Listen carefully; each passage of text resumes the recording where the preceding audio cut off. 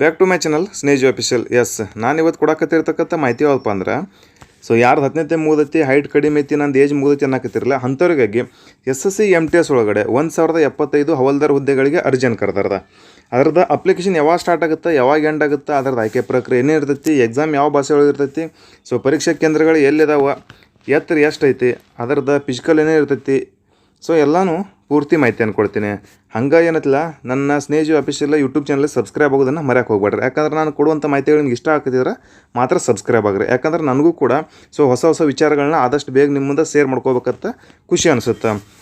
So okay, ನೋಡ್ಕೊಡ್ರಿ. Total ಆಗಿರ್ತಕ್ಕಂಥ ಹುದ್ದೆಗಳು ಎಷ್ಟು ಅದಾವಪ್ಪ ಅಂತಂದ್ರೆ, ಸೊ ಮೊದಲನೇದಾಗಿ ಇಲ್ಲಿ ನೋಡಿರಿ, ಹವಾಲ್ದಾರ್ದ ಹುದ್ದೆಗಳು ಸೊ 1075 ಹುದ್ದೆಗಳದಾವ. ಇನ್ನು MTS ಕೂಡ ಅದನ್ನು ಬಿಡ್ತಾರೆ. ಅವು ಇಲ್ಲಾಂದರೂ ಕೂಡ ಒಂದು 8,000 ಮೇಲೆ 8,000 ಪ್ಲಸ್ ಆಗುವಂಥ ಹುದ್ದೆಗಳಿದೆ. ಟೋಟಲ್ ಆಗಿ 9,000ರಿಂದ 10,000 ಸೊ ಹುದ್ದೆಗಳನ್ನ ಕರಿಬೋದು SSC ಒಳಗಡೆ. ಓಕೆ, ಅದಕ್ಕಾಗಿ ಚೆನ್ನಾಗಿ ಪ್ರಿಪ್ರೇಷನ್ ಮಾಡ್ಕೋತಿದ್ದೀರ ಅಂದ್ರೆ ಸಾಕಷ್ಟು ಅವಕಾಶಗಳು ಬರ್ತಾ ಇರ್ತಾವೆ. ನೀವೇನು ಮಾಡ್ತೀರಿ, ಎಕ್ಸಾಮ್ ಯಾವಾಗ ಬರುತ್ತೆ ಅವಾಗ ಕೋಚಿಂಗ್ ಮಾಡೋದು, ಅವಾಗ ಓದಕ್ಕೆ ಹೋಗೋದು, ಅವಾಗ ಮಾಡ್ತೀರಿ. ಆ ಥರ ಮಾಡಿದ್ರೆ ಕೆಲಸ ಆಗಲ್ಲಪ್ಪೆ. ಚೆನ್ನಾಗಿ ಪ್ರಿಪ್ರೇಷನ್ ಮಾಡ್ಕೋಬೇಕು. ಆದಷ್ಟು ನಾನು ಸ್ಪೀಡಾಗಿ ಹೇಳ್ಕೊತೋಕ್ಕೀನಿ. ಯಾಕಂದ್ರೆ ಕಡಿಮೆ ಸಮಯದೊಳಗೆ ಪೂರ್ತಿ ಎಲ್ಲ ಮಾಹಿತಿ ಕೊಡ್ಬೇಕು ಅನ್ನೋದನ್ನು ಆಸೆ ಆಗಿರ್ತೈತೆ.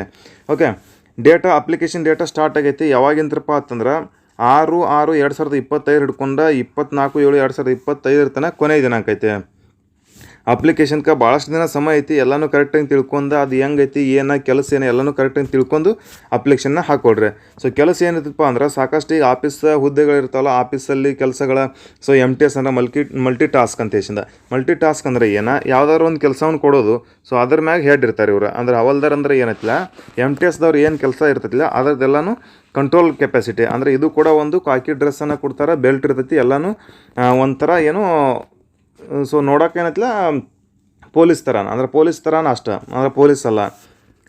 7th ಪೇ ಅಂದರೆ ಚೆನ್ನಾಗಿರ್ತಕ್ಕಂಥ ಪೇಮೆಂಟು ಐತಿ. ಅಪ್ಲಿಕೇಶನ್ನ ಹಾಕ್ಬೇಕಂದ್ರೆ ಜನರಲ್ದವ್ರಿಗೆ ಸೊ OBCದವ್ರಿಗೆ ₹100 ಪೇ ಇರ್ತೈತಿ. SC ST ಮಹಿಳೆಯವ್ರಿಗೆ ಏನೈತಿಲ್ಲ ಫ್ರೀ ಆಗಿರ್ತೈತಿ. ಅಪ್ಲಿಕೇಶನ್ನ ಫ್ರೀಯಾಗಿ ಹಾಕ್ಬೋದು ನೀವು.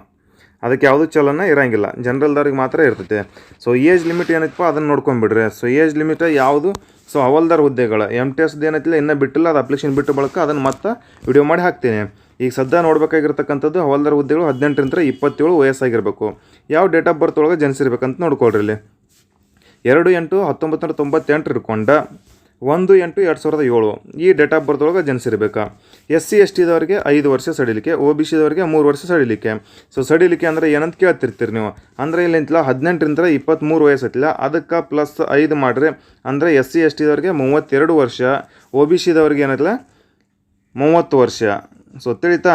ಹಾಗಾಗಿ ಸೊ ಇಲ್ಲಿ ಏನೈತಿಲ್ಲ, ನೀವು 1998ರಾಗ -5 ಮಾಡ್ಬೇಕು. ಸೊ ಎಷ್ಟಾಗುತ್ತಲ್ಲ ಅದ್ರ ಮ್ಯಾಗ 2/8 ಆ ಡೇಟ್ ಒಳಗೆ ಜನಿಸಿರ್ಬೇಕು. ಇದು ಏಜ್ದಾಯಿತು.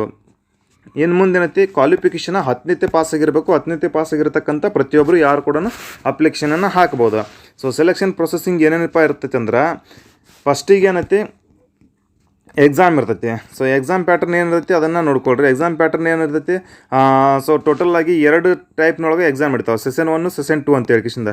ಸೆಷನ್ 1 ನಡೆದ್ರಾಗ ಏನು ಮಾಡ್ತಾರಪ್ಪ ಅಂದ್ರೆ, ಸೆಷನ್ ಒಳಗಡೆ ಫಸ್ಟಿಗೆ 40 ಪ್ರಶ್ನೆಗಳಿರ್ತಾವೆ, 120 ಮಾರ್ಕ್ಸ್ ಇರ್ತೈತೆ. ಸೊ ಇದನ್ನು ಎದಕ್ಕೆ ನಡೆಸ್ತಾರಪ್ಪ ಎಕ್ಸಾಮ್ ಅಂದ್ರೆ, ಕಾರಣ ಏನಪ್ಪ ಅಂತಂದ್ರೆ ನಿಮ್ಮನ್ನ ಕ್ವಾಲಿಫೈ ಮಾಡೋಕೆ, ನೆಕ್ಸ್ಟ್ಗೆ ಕ್ವಾಲಿಫೈ ಮಾಡೋಕೆ, ಅದರ ಕಾರಣಕ್ಕಾಗಿ ಎಕ್ಸಾಮನ್ನು ಫಸ್ಟಿಗೆ ಸೊ ಸೆಷನ್ 1 ನಡೆಸ್ತಾರೆ. ಇಲ್ಲಿ ನಾರ್ಮಲಾಗಿ ಸುಮ್ಮನೆ ಅಂದ್ರೆ ಮಿನಿಮಮ್ ಮಾರ್ಕ್ಸ್ ಅಂತೇಶಿಂದ ತೊಗೋಬೇಕು. 45 ಅಂದ್ರೆ 45 ಮಾರ್ಕ್ಸ್ ಅಂದ್ರೆ ನೋಡಿರಿ ಎಷ್ಟು ಆಗ್ಬೇಕು. ಟೋಟಲ್ 20 ಅಂದರೆ 20ಕ್ಕೆ 60 ಅಂದ್ರೆ 120 ಮಾರ್ಕ್ಸಿಂದ ಫಸ್ಟ್ನೇ ಸೆಷನ್ದೊಳಗೆ ಇರ್ತೈತಿ. ಸೊ ಇದು ಎದಕ್ಕೆ ಪಾತಾರ, ಸುಮ್ಮನೆ ಅಂದ್ರೆ ನಿಮ್ದು ನೆಕ್ಸ್ಟ್ ಕ್ವಾಲಿಫೈ ಮಾಡೋಕೆ ನೆಕ್ಸ್ಟ್ ಎಕ್ಸಾಮ್ಗೆ ಅಂದ್ರೆ ಸೆಕೆಂಡ್ ಎಕ್ಸಾಮ್ಗೆ ಇದೇ ಇರ್ತೈತಿಲ್ಲ ಇದಕ್ಕೆ. ಸೊ ಫೈನಲ್ ಮೆರಿಟ್ ನಿಲ್ಲೋದೆಲ್ಲನೂ ಇದ್ರ ಮ್ಯಾಗನ. ಸೊ ಇದೇನು ಇರ್ತೈತಿಲ್ಲ 25 ಪ್ರಶ್ನೆಗಳು 75 ಮಾರ್ಕ್ಸ್ ಈ ಥರ ಏನೈತಿಲ್ಲ. ಸೊ ಇದು 150 ಮಾರ್ಕ್ಸಿಂದು. ಇಲ್ಲಿ ಕ್ವಶನ್ ಏನು ಕೇಳ್ತಾರಪ್ಪ ಅಂತಂದ್ರೆ, ಜನರಲ್ ಅವೇರ್ನೆಸ್, ಜನರಲ್ ಅಂದ್ರೆ ಇಂಗ್ಲೀಷ್ ನಾಲೆಜ್ ಆ್ಯಂಡ್ ಕಂಪ್ಯಾರಿಸನ್. ಅಂದ್ರೆ ನಿಮ್ಗೆ ಇಂಗ್ಲೀಷ್ ಗ್ರಾಮರ್ ಬಗ್ಗೆ ಎಲ್ಲನೂ ಗೊತ್ತಿರಬೇಕು, ಲ್ಯಾಂಗ್ವೇಜ್ ಬಗ್ಗೆನೂ. ಇಲ್ಲಿ ಸಮಯ 45 ನಿಮಿಷ ಇರ್ತೈತೆ ಎಕ್ಸಾಮ್ಗೆ. ಸೊ ಯಾರ್ದು ಇಲ್ಲಿ ನಾರ್ಮಲೈಜೇಷನ್ ಆಗಿ ಅಂದರೆ ಇಲ್ಲಿ ನಂಬರಿಕಲ್ ಅಂದ್ರೆ ಮೆಂಟಲ್ ಎಬಿಲಿಟಿ ಮತ್ತು ರೀಸನಿಂಗ್ ಇವು ಏನದಲ್ಲ, ಇದಕ್ಕೆ ನಿಮ್ಮನ್ನ ಮುಂದಿನ ಇದಕ್ಕೆ ಮೆರಿಟ್ ಹಿಡಿಯೋ ಎಕ್ಸಾಮ್ ಏನು ನಡೀತಿಲ್ಲ ಸೆಷನ್ 2ದೊಳಗೆ ಅದಕ್ಕೆ ಆಯ್ಕೆ ಮಾಡ್ತಾರೆ. ಓಕೆ, ಸೊ ಅದನ್ನು ಬಿಟ್ಟು ಇದು ಹವಾಲ್ದಾರ್ ಹುದ್ದೆಗಳಿಗೆ ಮಾತ್ರ ಏನೈತಿಲ್ಲ ಫಿಸಿಕಲ್ ಎಲ್ಲ ಇರ್ತೈತಿ. ಸೊ ಫಿಸಿಕಲ್ ಎತ್ತರ ಏನಿರ್ತೈತಿ ನೋಡ್ಕೊಳ್ರಿ. ಎತ್ತರ ಏನೈತಪ್ಪ ಅಂತಂದ್ರೆ ಇಲ್ಲಿ ತೋರಿಸ್ತೀನಿ ನೋಡ್ರಿ. ಸೊ ಪುರುಷ ಅಭ್ಯರ್ಥಿಗಳಿಗೆ ಎತ್ತರ ಎಷ್ಟು ಇರ್ತೈತಪ್ಪ ಅಂತಂದ್ರೆ 157.5 ಎದೆ ಸುತ್ತಳತೆ ಪುರುಷ ಅಭ್ಯರ್ಥಿಗಳಿಗೆ ಕೇಳ್ತಾರೆ. 81 ಉಬ್ಸಿದ್ರೆ 5 ಸೆಂಟಿಮೀಟರ್ ಹೋಗ್ಬೇಕು, ಅಂದ್ರೆ 81 ಹಿಡ್ಕೊಂಡ ಸೊ 86 ಎದೆ ಸುತ್ತಳತೆ ಇರಬೇಕು. ಸೊ ಇನ್ನು ಮಹಿಳಾ ಅಭ್ಯರ್ಥಿಗಳದ್ದು ಏನೈತಿ ಎತ್ತರ ಏನೈತಿಲ್ಲ 152 ಇರ್ತೈತಿ. ಇಲ್ಲಿ ಯಾವುದು ಚೆಸ್ಟ್ ಇಂಪ್ರೂವ್ ಆಗೋಲ್ಲ, ಇಲ್ಲಿ ಆ್ಯಕ್ಚುಲಿ 48 kg ಮ್ಯಾಗ ಇರಬೇಕು ಅವ್ರ. ಸೊ ಇದು ಫಿಸಿಕಲ್ ಒಳಗೆ ಎತ್ತರ ಇದೆ, ಭಾಳ ಕಡಿಮೆ ಹೈಟ್ ಐತೆ, ಆರಾಮಾಗಿ ಆಗುತ್ತೆ. ಅಂತಿಲ್ಲಿ ವಾಕಿಂಗ್ ಇರ್ತೈತಿ. ಫಿಸಿಕಲ್ ಒಳಗಡೆ ಬೇರೆ ಏನಿರೋಂಗಿಲ್ಲ, ರನ್ನಿಂಗ್ ಎಲ್ಲ ಇರೋಂಗಿಲ್ಲ, ಓಡಿಸೋದು ಎಲ್ಲ ಇರೋಂಗಿಲ್ಲ. ಸೊ ವಾಕಿಂಗ್ ಇರ್ತೈತಿ. 16 ಮೀಟರ್ ಪುರುಷ ಅಭ್ಯರ್ಥಿಗಳಿಗೆ 15 ನಿಮಿಷ ಸಮಯ ಇರ್ತೈತಿ. ಸೊ 1 ಕಿಲೋಮೀಟರ್ ಮಹಿಳೆಯರಿಗೆ 20 ನಿಮಿಷ ಸಮಯ. ಆರಾಮಾಗಿ ಉಳ್ಳಾಡ್ಕೋತ ಹೋದರೂ ಕೂಡ ಫಿಸಿಕಲನ್ನು ಪಾಸ್ ಮಾಡ್ತೀರಿ. ಭಾಳಷ್ಟು ಹುಡುಗರಿಗೆ ಏನಿರ್ತೈತಿ ಕೆಲಸ ಎಂತ ಎಲ್ಲಿರ್ತೈತಿ ಅದೇನೂ ಗೊತ್ತಿರೋಂಗಿಲ್ಲ. ಆ ಕಾರಣಕ್ಕೆ ಹೇಳೋದೇನಪ್ಪ ಅಂದ್ರೆ ಸಾಕಷ್ಟು ನೀವು ಏನೈತಿಲ್ಲ ಈಗ ಕೆಲವೊಂದಿಷ್ಟು ಆಫೀಸ್ ಒಳಗಡೆ ನೋಡಿರ್ತೀರಿ, ಪೋಸ್ಟ್ ಆಫೀಸ್ ಒಳಗಡೆ ಆಯಿತು, ಕೆಲವೊಂದಿಷ್ಟು ಗೃಹ ಮಂತ್ರಾಲಯದ ಆಫೀಸ್ಗಳ ಒಳಗಡೆ ಎಲ್ಲನೂ ಮಲ್ಟಿ ಟಾಸ್ಕ್ ಅಂತ ಏಷನ್ ಬರ್ತಿಲ್ಲ. ಅಂದರೆ ಯಾವುದಾದ್ರು ಕಂಪ್ಯೂಟರ್ ಕೆಲಸ ಅಂದರೆ MTS ಏನೈತಿ ಕಂಪ್ಯೂಟರ್ ಕೆಲಸ, ಅದು ಇದು ಅವ್ರ ಕೈಯಾಗಿ ಕೆಲಸ ಮಾಡೋದು ಎಲ್ಲನೂ ನಾಲೆಜ್ ಮ್ಯಾಗ ನಿಮ್ಗೆ ಹುದ್ದೆನ ಕೊಡ್ತಾರೆ ಇಲ್ಲಿ, ತಿಳಿತಾ. ಸೊ ಕರ್ನಾಟಕದೊಳಗೆ ಎಲ್ಲಿ ನಾವು ಪರೀಕ್ಷೆಗಳನ್ನು ಬರಿಬೋದು ಅಂತ ಏಷಿಂದ ನೋಡ್ಕೊಳ್ರಿ ಇಲ್ಲಿ. ಸೊ ನಮ್ಮ ಕರ್ನಾಟಕದೂ ಕೂಡ ನಾವು ಎಕ್ಸಾಮನ್ನು ಬರಿಬೋದು.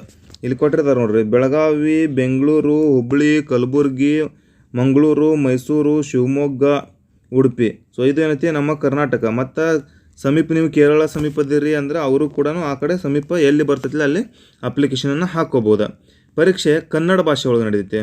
ಸೊ ನಮಗೆ ಕನ್ನಡ ಅಷ್ಟೇ ಅತ್ತಲ್ಲ, ಯಾವ ಬೇಕಾದ ಭಾಷೆ ಒಳಗೂ ನೀವು ಎಕ್ಸಾಮನ್ನು ಬರಿಬೋದು. ನಿಮಗೆ ಯಾವ ಲ್ಯಾಂಗ್ವೇಜ ಇಷ್ಟ ಆಗುತ್ತೆ, ಇಂಗ್ಲೀಷ, ಹಿಂದಿ, ಕನ್ನಡ, ಮಲಯಾಳ, ಉರ್ದು, ತಮಿಳು, ತೆಲುಗು, ಸೊ ಎಲ್ಲನೂ ಟೋಟಲಾಗಿ 13 ಭಾಷೆಗಳೊಳಗೆ ಪರೀಕ್ಷೆಯನ್ನು ನಡೆಸಾಕತ್ತಾರೆ, ತಿಳಿತಾ.